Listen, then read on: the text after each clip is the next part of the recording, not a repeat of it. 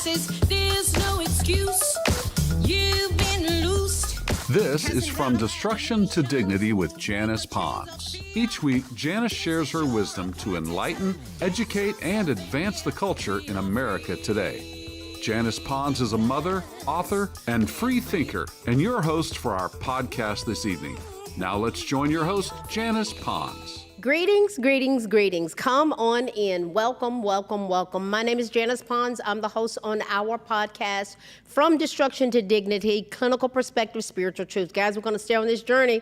We got a lot to cover tonight. There's a lot going on in our nation, and we have our flag behind us, our great symbol of our nation, representing the 50 states, the citizens thereof. We have our presidential seal to remind us to pray for the president. We want to remember his family, the president, whoever's in charge, the cabinet, their families. We want our leaders to do well. So as we move forward as Americans, as those, there are some that want us to do well, some don't. I'm talking to the ones that have an ear to hear. And we know the country is being challenged. It's been going in the wrong direction in so many ways. There have been gravy trains that have been stopped, and some people, that's a push that undergirds political parties and platforms and agendas, but it's been stopped and challenged, and everybody's not happy about it. So there are people that want to be in charge of America that want us to go back to the old way. There's a lot on the line. There's a lot at stake. So this demands and warrants our attention in terms of what are we going to do, guys? We need to examine something tonight, and we're going to talk about not growing weary. Not growing weary, and our clinical perspective is the power of focusing. Because if we're not going to grow weary, we got to focus. Many of our fellow Americans go on and on and on about how they can't stand Donald Trump and why they they don't like him. Some don't like him, and they voted for him every time he ran. Some are genuinely honest in their heart regarding how they see what he's doing as a perfect plan. Some see him as someone that can do no wrong. That is not even realistic. And they will defend anything he says or does. Because he's imperfect, that's not my position, but I support him. And I'm honest about why I support him. His imperfections as the leader of this great country warrants us giving him the benefit of the doubt in certain areas. Now, some of us are willing to admit something that grown adults should be able to understand. Guys, you can actually support a president's policies, and you don't have to necessarily love their personality. Here are a few things that folks say that they don't like about President Trump, because it goes on and on and on. They say, we don't like his social media behavior. They say he'll use all caps sometimes. They say that his posts are impulsive. And they say that he makes unnecessary jabs. Someone described that it feels like watching a teenager that has a phone and there's no filter. Now, I heard someone talking about that one time. Many feel that sometimes the strongest move for him, or anybody for that matter, is silence. Not everything needs a response, and that is true in general. Not every fire needs fuel. I agree. If he mastered that, would it calm the Democratic Party down? If those things that I just laid out, if he mastered that, would it be enough to calm the Democratic Party down? Some believe that there is too much constant self-praise, and he pats himself on the back. He talks, I've heard him say about, this is the best job that's ever been done. No one's done this before. I can fix it. Well, he's done some things that haven't even been touched before. That's just being intellectually honest. So is it true, the things that I've laid out here? Is he the best? Is he fixing things that no one ever tackled before? Some just want others to tell them what's working. They want to know, show me the results. Show them the results. And in the midst of that, they forget about the flex, what's involved in getting results. Their criticisms that we are free to make, that's part of our constitutional right, freedom of speech. But can we say what needs to be said and then move on? Move on after we say what needs to be said.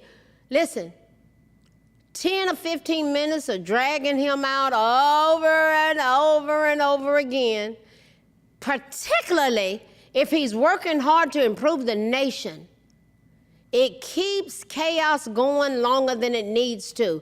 And then we go to the next thing, and we go to the next thing, and we go, and there will be there's going to be a next thing. With all of that, this is why I support him anyway, even though there are the imperfections, even though he's not perfect. Here are some reasons why I support him. Here's some reasons why millions of us support him. Guys, he's not a politician. He didn't come in as a politician. He was not rehearsed as a politician. He came in as a businessman with that type of mindset, and it's affected the nation. His policies, his actions, his way of thinking, that's what he brought to the table. A lot of politicians sound polished. He didn't necessarily sound polished. He was just grassroots. You got what you got. He said what he said, and millions loved it.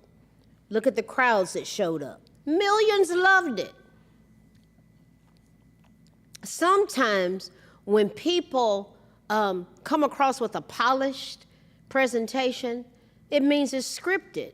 It's carefully crafted. He wasn't any of that. Really, he wasn't. Some have described him as blunt and unfiltered. I would agree. Some of those same people have described him as being real, just downright real, and they love it. He talks like everyday Americans talk, and whether people admit it or not, that's a part of why he connects. He actually engages with others. He's present. He doesn't disappear. He takes the press on. He takes them on. Just stand there spontaneously, going on and on and on. I've seen him do it for over an hour. Didn't even look down at notes because he's taking them spontaneously. Does he get combative? I've seen him get combative. Some love it and some don't. But one thing he does do, he keeps showing up. He keeps showing up, and people like that. And if we're being honest, guys, compare that to how often we saw Biden with this unscripted, bumbling, shaking at the air presentation. He could not handle challenging questions. Trump can. President Trump can. He has been able to. There's a clear difference in how each of them handled public scrutiny. Now, here's another thing that people like. He followed through on what he campaigned on. He had 20 promises, 20. If you go back and see what I posted on his birthday on Facebook, it was, when did he, Flag Day, June 14th, I think it was. I just laid out those 20 promises, they've all been fulfilled in a year and a half, less than a year and a half. He followed through on his campaign promises. This is a part that matters most to many voters. They don't care about personality, not necessarily delivery. They like execution, somebody that's moving towards the goal. He ran on border security. What did he do? He took action early on with the enforcement and policy changes. He ran on energy independence, prioritizing domestic production and deregulation. He delivered. He ran on lowering costs, pushed policies. He was pushing policies aimed at reducing regulatory pressure and increasing supply. He delivered. You may disagree with how he does it, but he does what he says he's going to do. And millions of people like that. That's rare. His core message was simple. It's always been simple. America first. America first. You can hate the tone, but the priority has been clear. Secure borders, strong economy, energy independence, national sovereignty, and public safety. I'll say it again. Here's the priorities, and they have undeniably been addressed successfully. Secure the borders. We've gone a year with no one being released into our nation from the border. He met with Mexico's president, and she put troops on their side of the border. Why wasn't that done during the Obama, Biden, Harris cabal? Because they wanted 10,000 people coming in here a day illegally to perpetrate their agenda. New voters, they're done with other voter blocks. I'm telling y'all, black folk, they're done with y'all. They don't care anything about you. They moved on long ago to illegal immigrants. It's easy to prove, but you don't want to deal with that. That's just being intellectually honest. Donald Trump secured the borders. It drives them nuts. He secured the borders. He worked on a strong economy, energy independence. Can you imagine us being the #1 exporter of oil in the world? Can you imagine that? National sovereignty, national security, and public safety. People in Memphis, Tennessee, people in Washington, D.C., testimony of little kids saying, it's so good to be able to come outside and play. Public safety. And that was the whole thrust with ICE. We're going to be right back there again with that whole part of the government being shut down, them not being funded. We're going to be right back there again in September before the election, thanks to the Democratic Party. President Trump doesn't apologize for putting Americans first. I love that. There are others of us that love it. And a lot of people, whether they say it out loud or not, they want a leader who does exactly just that. I don't support Trump because I think he's perfect.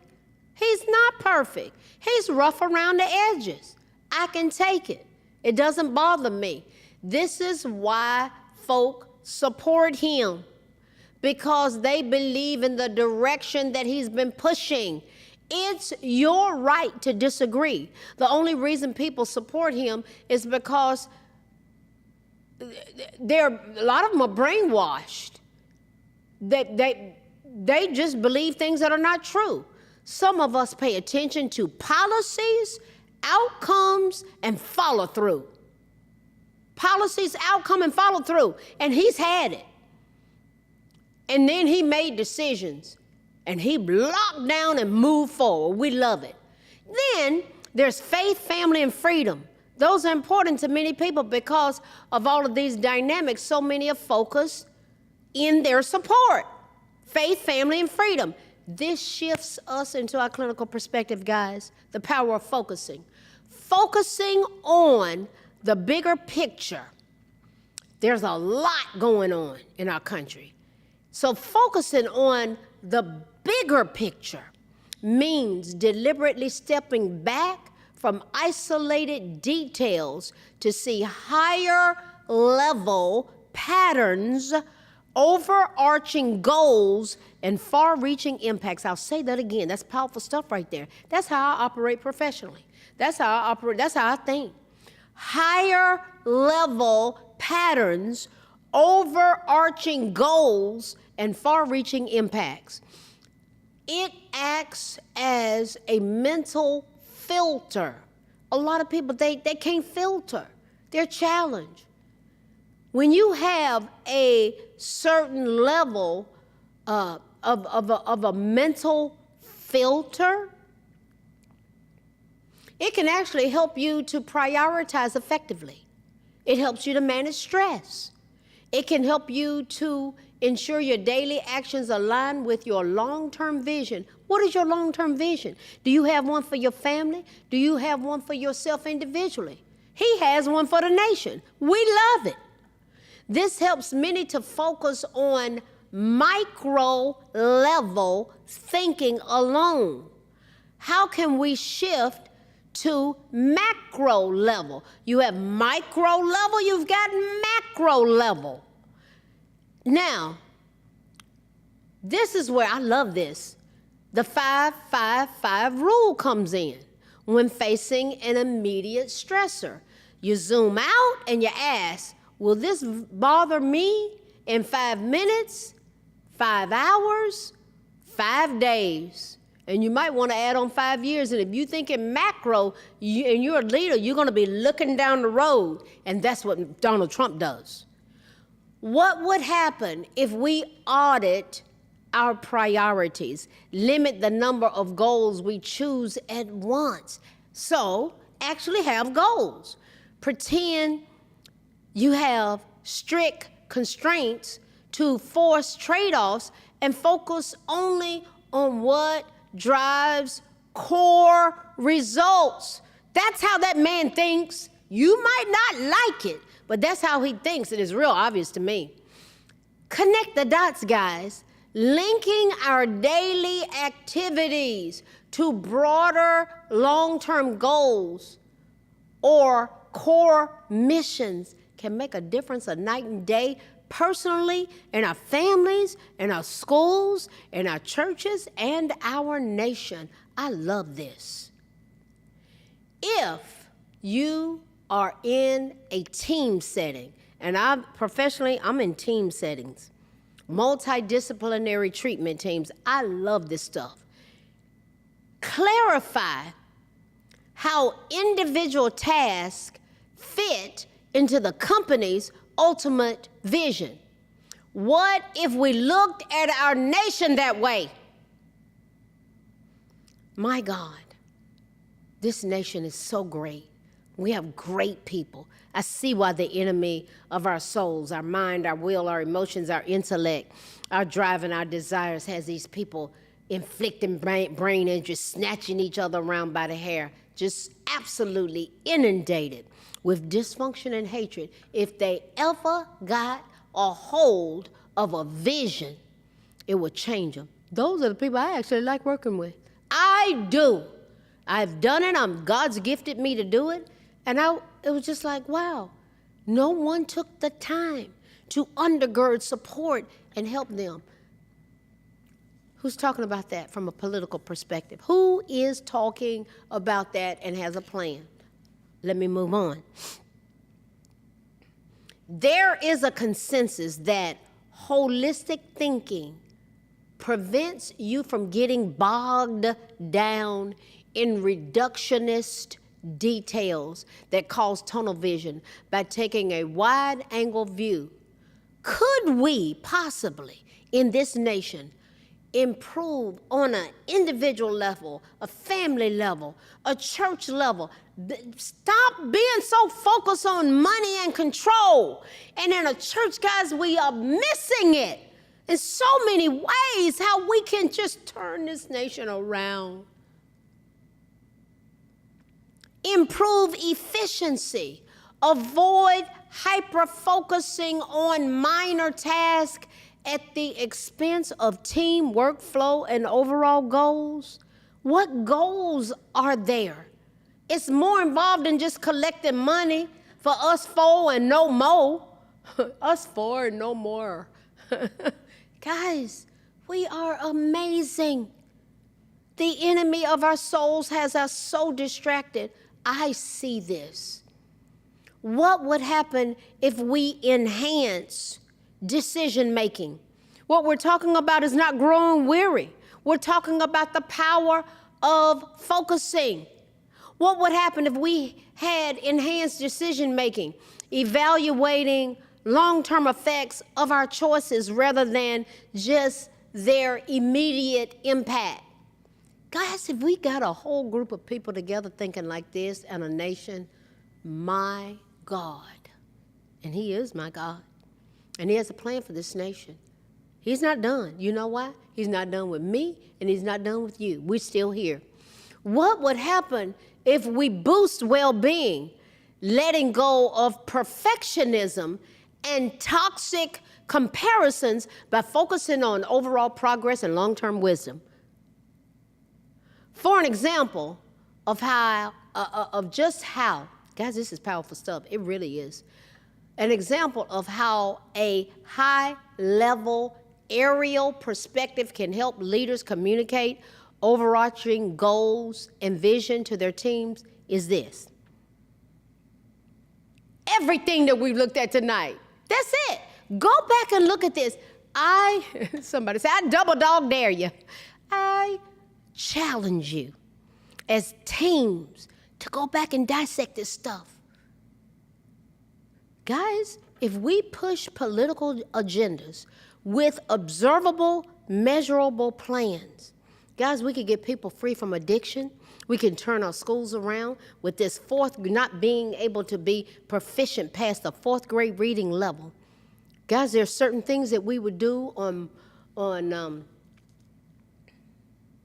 Marvelous Monday, Terrific Tuesday, Wonderful Wednesday, Tremendous Thursday, Fantastic Friday. Guys, we got the answers.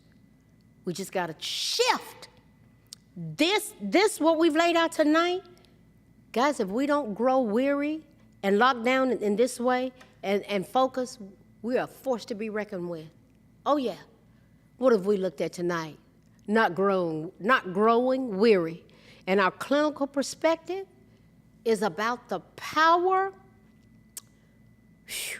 of focusing. If I've said it once, I'll say it again. We are going somewhere, and it's expecting us when we get here. When we get there and we're here and we're moving forward. Oh yeah, it's expecting us when we get there. And there are parts of it that we're here because you know why? There are more and more eyes are opening up.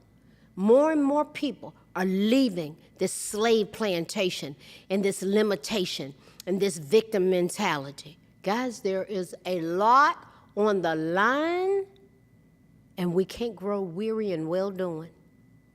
We shall reap a mighty harvest. So I want to encourage us on the power of focusing. Why? We are one nation under God. Oh yeah, God. Someone greater than us, the one who's greater than us. And people get all bogged down about God. I say, okay, don't get bogged down about God. I'm not falling out with you about Jesus, Buddha, Allah, nothing. I'm talking about someone who lives in me. In Him, I live and move, and I have my very being. And if you can't do anything but start with order, G-O-D, G, good, O, orderly, D, direction. God is good, orderly direction. He's not the God of confusion. He's the God of order. Start there. Guys, we can turn this country around. It's already turning around. You got to decide if you want to be a part of it. You're going to be a part of the solution, or you're going to be a victim, belly aching, victim, stuck, mad, or are you going to engage in maybe even the therapeutic process? Get involved in a recovery support group. Go to Al-Anon, go to AA, go to Celebrate Recovery, which is a faith-based support group. Get away from toxicity and toxic people. If you got toxic people in a church, leave. They're not perfect, but I'm talking about toxicity. Y'all know what I'm talking about, because once you get exposed to it, you'll some situations you got to say, I got to figure out how to get out of here. we're just in some strategic moments in our nation, and I am guarding and protecting my soul, my mind, my will, my emotions, my intellect, my drive, and my desire. I encourage us to share this. Go over these things, and guys, I'm telling you, we're going somewhere, and it's expecting us when we get there. Pray for me. Pray for each other. There's a lot on the line, and I want to encourage us that as we move forward, going from destruction to dignity, clinical perspective, spiritual truths, we're one nation under God. What does that mean? Forming a more perfect union. One nation under God. You see our flag behind us? It represents us. You see our presidential seal? We need to pray for him. We need to pray for the families, the cabinet, because we are a force to be reckoned with. We're full of greatness. And we're going to keep dissecting these things in this community because we are well worth it. And definitely our posterity. Guys, we are well into the Trump accounts that started on Independence Day. Millions of families have taken care of it. The ones y'all can sit on the sideline and bellyache, it's an economic opportunity, a once-in-a-lifetime economic opportunity in the economic history of this nation. It's a game changer. I'm so excited. I'll be glad when my grandchildren come forth because I'm going to invest. My heart's desire is to start a foundation that the families who don't have that, I can seed that money into their lives, but they have some criteria they got to meet. I want the report cards. There's certain things you're going to have to do. We're turning this nation around. You can't tell me we can't do it. Why? I'm here. Why? You're here. Why? We have solution-focused problem solvers. Guys, let's dissect these things and keep coming back because we're well worth it. I will see you guys next week. Good night. Thanks for listening to this week's episode of From Destruction to Dignity with Janice Pons. Janice's mission is to provoke thought, bring awareness, and point people towards intervention when needed. As a reminder, this show is not therapy, but for educational purposes only. For more information, check out JanicePons.com or follow her on social media. We are one power, strength is ours, liberty, been set free, education, affirmation, dedication, information, revelation.